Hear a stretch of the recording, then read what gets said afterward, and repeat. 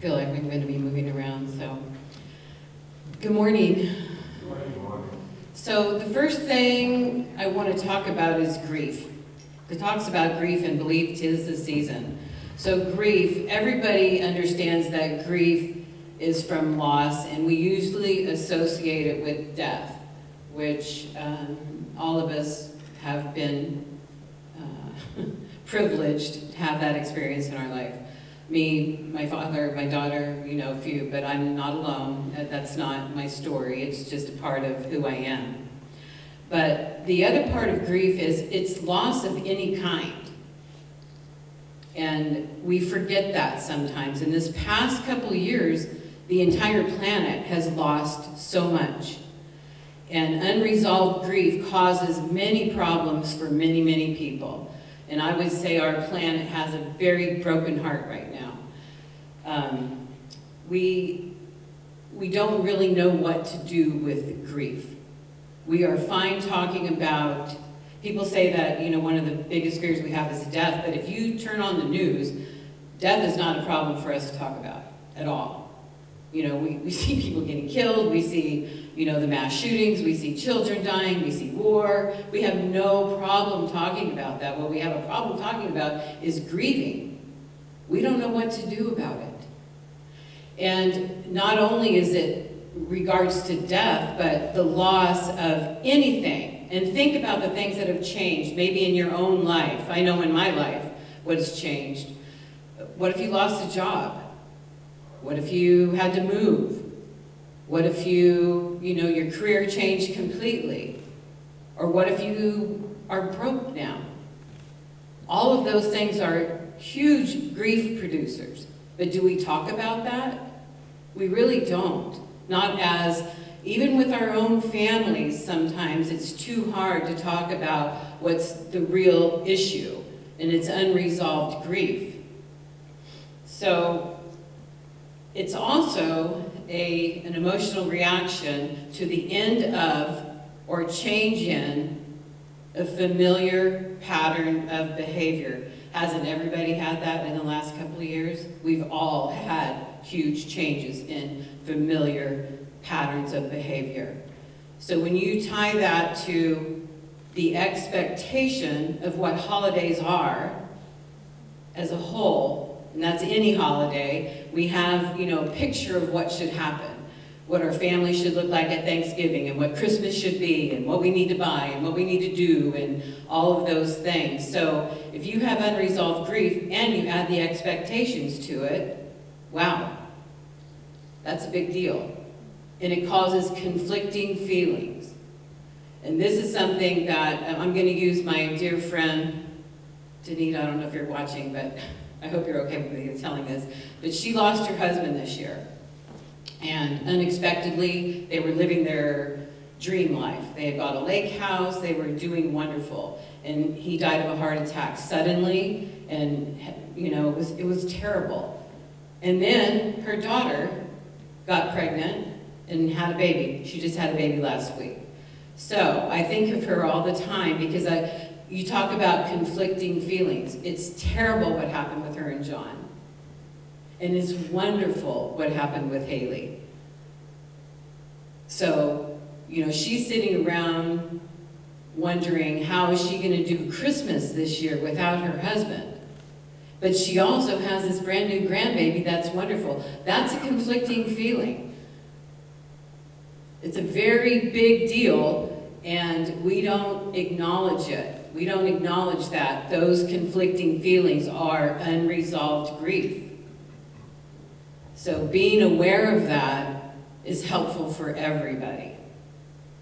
And then the beliefs about holidays, right? We all have these certain things that we think should be happening. So when they don't, what do? Well, a lot of us get depressed, we get, sad, we get angry. People that are watching people have problems, we don't know what to do with that. So beliefs and griefs, they're a large part of the holiday that we don't normally talk about. So what can we do? What can you actually do as a griever and to help somebody that you love that's going through grief. I would say right now, everybody's going through grief. I really believe that the whole planet has a broken heart and that we need to try to really be kind to one another. But one of the things we can do is acknowledge our feelings. If you are grieving, and whether it's a death loss or financial loss, whatever the situation is, acknowledge how you feel about it. Being honest with yourself is probably the biggest key in being able to move through it. You're not going to get over losing somebody. You're not going to get over the death of somebody that you love. There is no getting over it. You just learn to live with a new hole in your heart or a new empty space, and we often try to fill it, which is the absolute wrong thing to do. It is a normal thing to do, but it is not good for us. It's not good for us to try to replace the loss. Acknowledging this is how you feel, and acknowledging that you may not be able to do anything about it today. But trying to move through those things is the best that we can do for ourselves. And then as somebody who is loving a griever, what can you do for them? Again, acknowledge how they feel. Not how you think they should feel, but acknowledging how they feel. Let them talk and you listen. Be a heart with big ears. That's a grief recovery method analogy, and I love it because it is. Be a heart with big ears. Because the truth is you don't know how they feel. And to tell somebody who's in the middle of a big grief that you know how they feel, and you don't say it with any ill intention, but it doesn't land well with somebody who's going through something we don't know. I don't know how Rudy feels, or Zed, or anybody. I don't know how anybody feels. We can imagine how it feels. We can imagine how it would feel to us, but we can't feel what they feel. Just be a heart with ears. Listen and acknowledge. And sometimes it's okay to say, I have no idea what to say to you. I don't know what to say. But I love you. I care about you. And I would do anything to be able to change it. Sometimes those words are all you need. But just acknowledge. If you're grieving, acknowledge this is how you feel. And if you have mixed up feelings, understand that that is completely normal. My friend, she's going to feel happy, she's going to feel sad, she's going to feel mad that John's not here. And he has a new grandbaby too, but he doesn't get to see him. But, all of those things are okay. All of those feelings are okay. And if we could just hold that space for one another, it would be a good thing. What's something else? Release expectations. Let them go. If you're a griever, and every year you do this, and let's say it's a death that you lost to somebody you love, and they're involved with whatever your holidays are. Well, it's not going to happen this year, obviously, if they're gone. So release the expectation that's tied to that tradition, the memory. Try to let go of what you expect things to be, because they won't be the same anymore. And as somebody loving a griever, what can you do for them? Release expectations. This is a big thing. People, if you had just lost somebody and I was your, best friend, I would imagine what it would feel like. So, in my mind, I would be lost, I would be crying, I would be this, and if you got up and started dancing, I might go, wait a minute, how come he's not crying more? How come he isn't doing that? Release expectations. Don't expect what you feel like or what you imagine you would do would be the same thing that he would do. So we can release expectations for ourselves, and we can release them for anybody else. And that's whether they've lost a person or lost their job. Whatever their change in their life is, don't imagine that what you would do would be what they should do. Don't should on them or yourself. Release the expectation. As a griever, asking for help is really difficult. But if you can, if you're grieving, whatever you're grieving, if you can find a way to ask for help, even if it's of one person, if you could try to do that, it's helpful for you, because it helps you acknowledge, oh, wait, I might not be able to carry the weight of the world on your shoulders, or I might not be able to go shopping this year, or I might not be able to host a dinner. If you can ask for help, try and ask for it. As somebody who loves a griever, and I'm speaking as a person who, I'm talking about grievers that where you actually know the people. I mean, we know of people that know people, and our hearts break for them, but it's not the same as if you know somebody. You know, people bring casseroles or send flowers or make donations, and that's all great. But if you really know somebody, and if they're a griever, pay attention. If you know this person, what do you know about them? Do you know that they always host this big dinner? Do you know that they always, make gifts or whatever they do? Pay attention. Because if they cannot ask you for help, you can still offer it. You can still help somebody through something by knowing what they need. And you don't always know, but if you know that their house needs to be cleaned, it's okay to offer, I'm going to come over. And because if you ask a griever, what do you need? Number one, they don't have a clue what they need. And if they did have a clue, they don't know how to ask for it. Somebody that's in the middle of really grieving, it is difficult. If somebody has just lost somebody they love, their husband, their child, and you say, I'll do anything, what do you need? And they have no idea. They have no idea. But if you know them, you do know, oh wait, they probably need their house cleaned. Or wait, maybe they have children and they need to go to the store. Maybe they need, somebody to cook meals for them. But if you know them, pay attention. Drop by. See what it is they need. It's okay. And sometimes it's okay to just show up and say, I have no idea what to do for you, but I love you, and I'm here.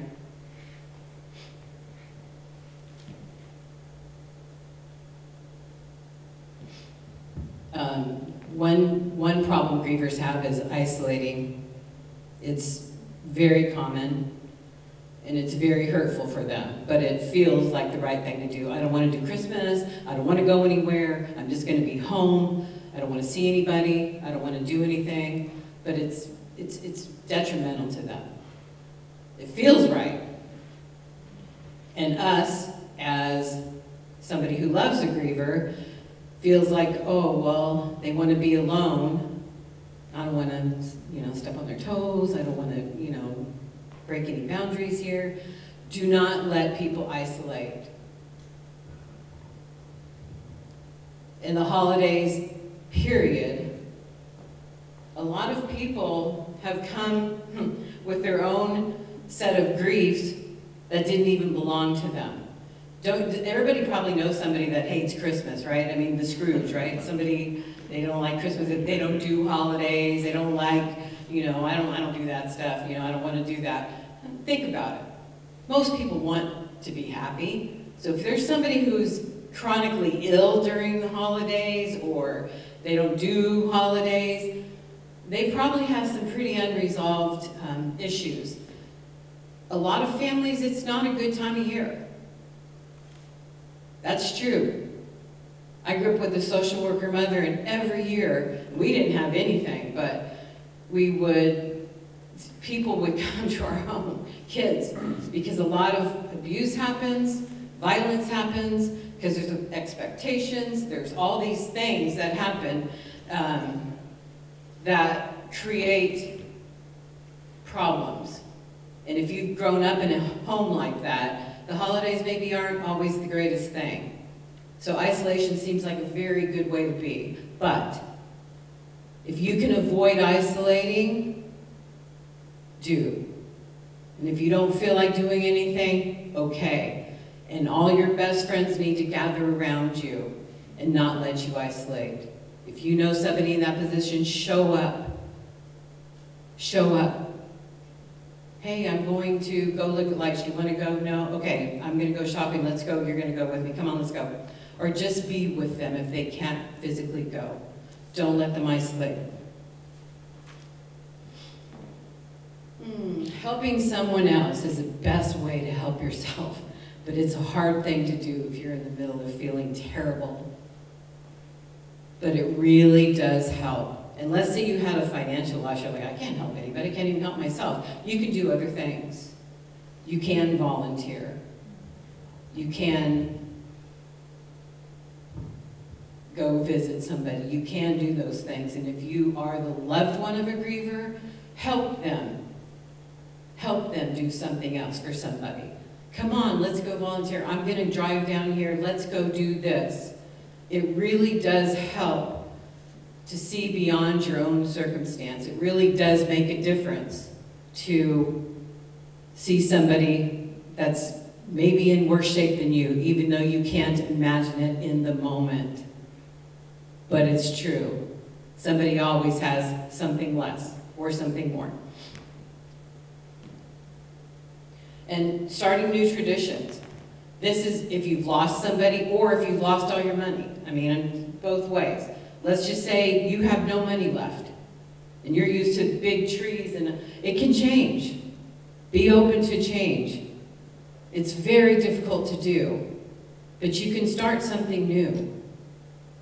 And it could be even more important than what you were used to. So be open to it. And if you're the loved one of a griever, help them think of new things to do. And I'm sure you can go online and find a million things to do. But helping somebody else really does change your perspective, and it could be a new tradition that you have. So be open to something completely different than you've done before. And probably the most important thing is take care of yourself. Getting sleep, eating well. I mean, the holidays are a terrible time to try to start eating well, but it's replacing a loss of any kind with a cookie or, cocktails or the things that we do, and it's so easy to do during the holidays. Try not to do that. Try to take care of yourself. And if you're the loved one of a griever, try to help them. Hey, let's go for a walk, or, find a new way to replace what they're missing. Not the alcohol, not the booze. And probably the most helpful thing we can do for ourselves, for each other, for the planet, is to love one another. Nothing is more powerful than that. Thank you.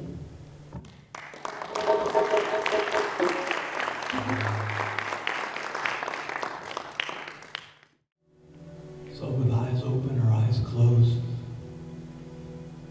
with a heart that's wide open and strong and confident, or a heart that's been cracked and is bleeding, come to this moment as you are.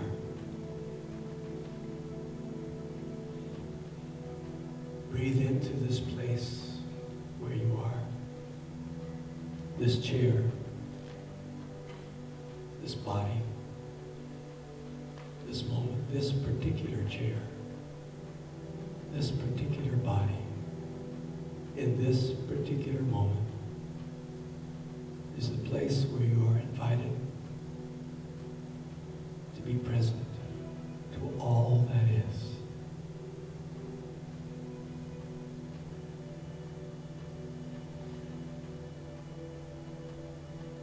Feeling your breath rise and fall.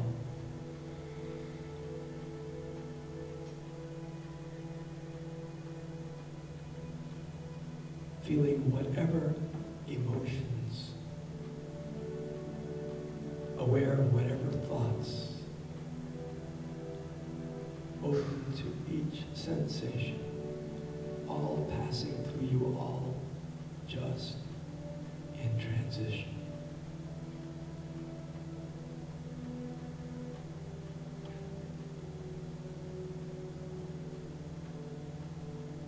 And sinking into the space between your thoughts, between your feelings, between your emotions, sensations, into the infinite silence, into the eternal now.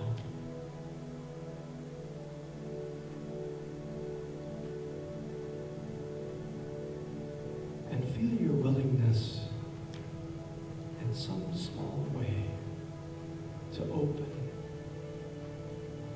to that indwelling, eternal consciousness.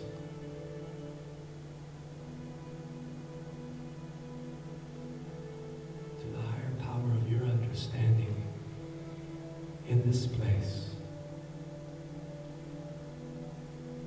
of simply allowing,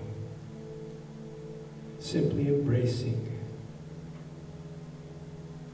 simply facing all that is from a place of trust.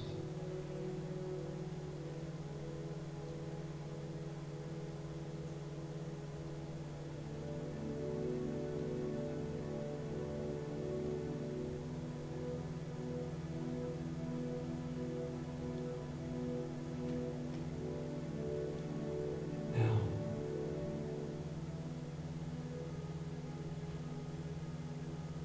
and now, and now.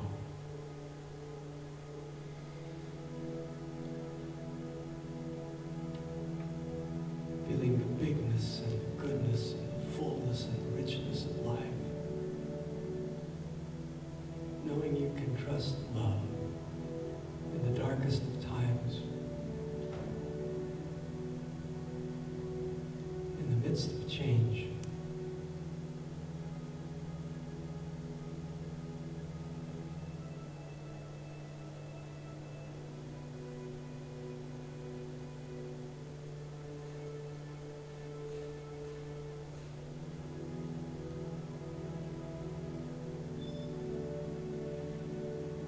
You have been broken, but you have been blessed by that which challenged.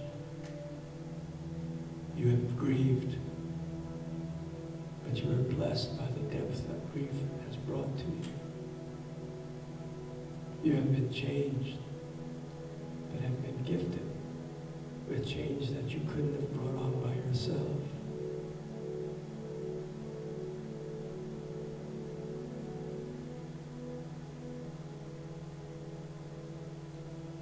Place of peace and power, we say thank you.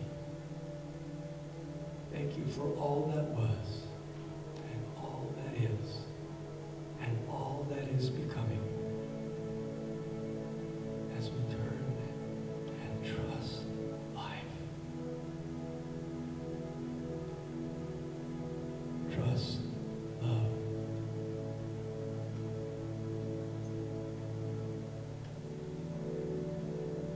May all beings be willing as we are willing. May all be blessed as we are blessed. And so it is.